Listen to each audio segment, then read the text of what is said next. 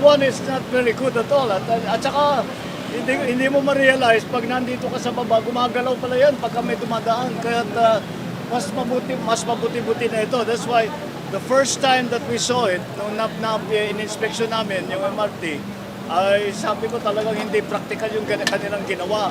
Kaya ngayon, ay may pinagbago, naayos natin ito within 4 months.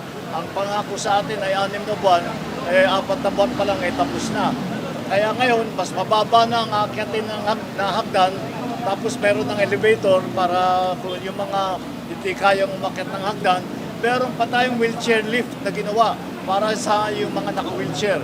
Pati wheelchair, they provided a wheelchair para mas magaan naman ang magiging commuting experience. Kaya so far, I'm happy to see that this is the sort of thing that ito naman ay kaya naman palang gawin.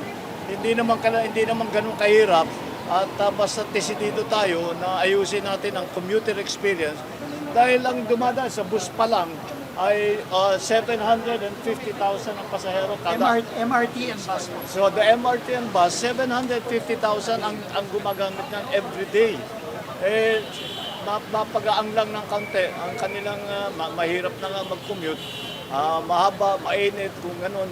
Sabi ko, dapat naman tugunan natin yung pang-araw-araw na dinadaanan ng ating mga kababayan para makapunta sa trabaho at para makauwi. At ito ay isang bahagi lang dyan. Ang susunod na ngayon dito ay titiyakin natin yung maintenance niyan lahat.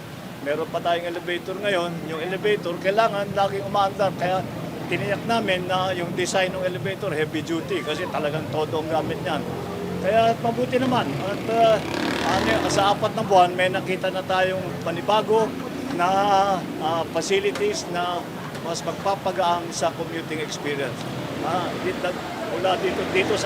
Wala na yung Mount Kamuning. Hindi na tatanggalin na namin yung Mount Kamuning para tuloy-tuloy na dito na lang gagamitin.